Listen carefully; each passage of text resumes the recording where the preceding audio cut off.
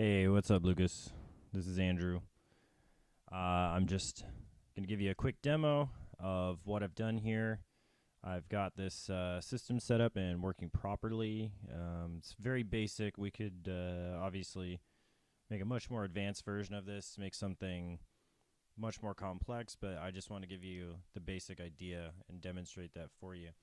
So what I've got here on this track, this audio track right here, this is our ping pong sounds. So I downloaded some ping pong sounds.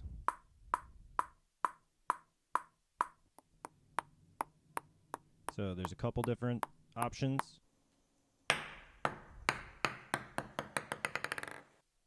So those are, again, just some basic ping pong sounds, nothing special going on right there, right? And then what I've done is on this channel over here, I have added a synth, and I found somebody who has developed a Max for Live patch. That is that programming software that I was talking about, but it actually integrates directly into Ableton. And Ableton is much easier to use than the Max itself. So what I've done here is we're sending here what the audio is doing, and there's a threshold. And once the audio exceeds that threshold, it triggers a note over here. So to get the ping pong balls to play a melody, I had to use another Max for Live patch that will, every time a MIDI note is sent into it, it then goes through and plays a step sequence. So essentially every time one of the ping pong balls triggers this thing here, and it goes past this threshold, it sends a MIDI note out, and then that moves one step along in this step sequence. So to demonstrate, I'm going to just start with the first one.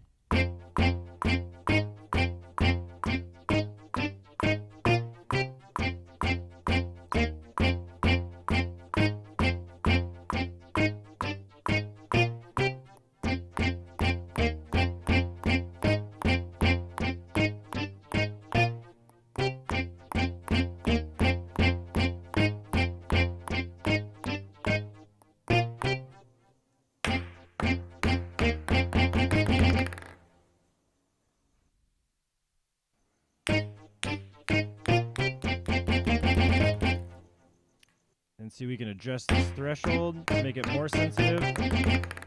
We can make it more sensitive or less sensitive.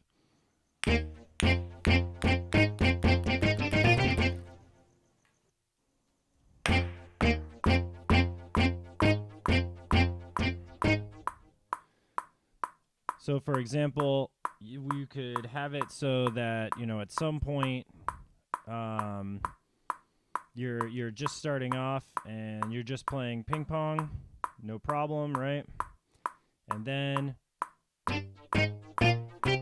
activate it, and now all of a sudden you're playing a song, right? This is just super basic, and you can even take the same audio input and send it out to a variety of different locations.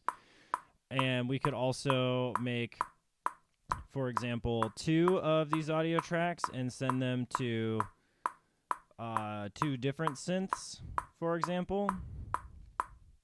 So if I take a new instrument, so we can tell the difference between these 2 different sounds, right? Which will be very obvious. We can now,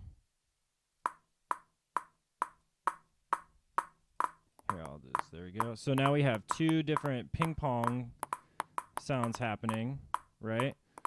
So we can pretend that this is like your 2 paddles, right?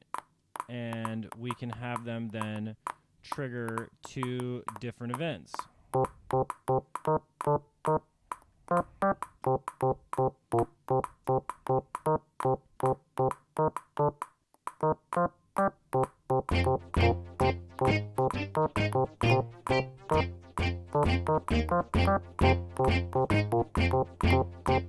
Now that doesn't really make makes sense to have like two melodic elements going on at the same time. In this particular case, just because we don't have control over what's actually happening in with the paddles, right? Because these are just samples that I'm working with here.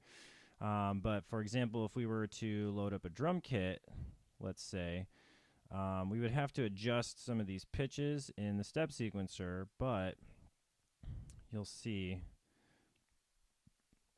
what we can do here. And we would be able to set a variety of different triggers, right? We can do a lot of different things with this. And again, this is just a super basic setup, but is just basically a quick mock-up of what is capable with this type of technology here, right?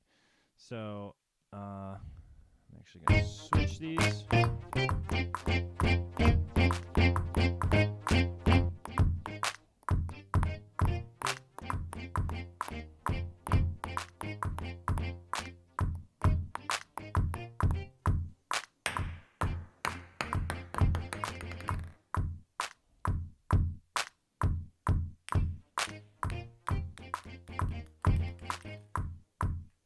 So yeah, let's say if now we go and just focus on this new one that I added here, right? So now your ping pong is playing a drum pattern for you. And right now, the way that this system is set up is the velocity control has to be handled within this step sequencer right here. And the step sequencer only goes to, oh no, yeah, cool. So you can kind of make you could make like a whole song. I didn't realize that it went all the way up to 64. So yeah, you can totally switch that up. And we can also view the velocities of each of these notes. See, it's already like generated some sort of sequence here, but because it's now in a drum, it's not going to do that. But so you can control the velocities of these as well. So you can have a really organic kind of thing. But in the end, what I think would be much more interesting would be that instead of this just functioning as a trigger right here, a threshold that once that threshold is passed, then it triggers a MIDI note. I think it would be better for it to analyze where it's at on this line, determine what the velocity was of that hit. That means that the harder that you hit the ball with the paddle, the more velocity there is, right, on that trigger.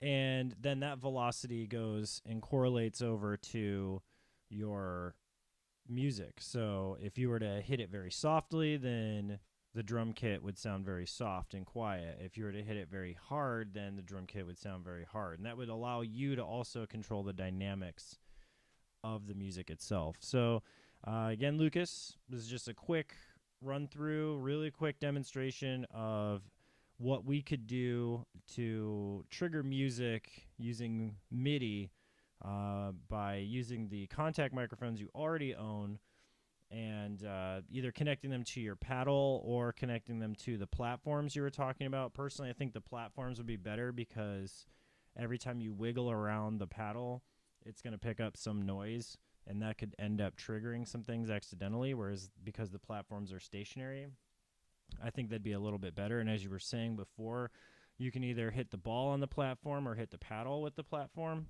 or hit the platform with the paddle, in which case obviously hitting it with the paddle is going to have more velocity than with the ball, and that would allow you to control a couple different things. Again, it could even just simply be the velocity is triggering different things. So those are just some things to think about. Want to give you a quick demo. Look forward to hearing back from you.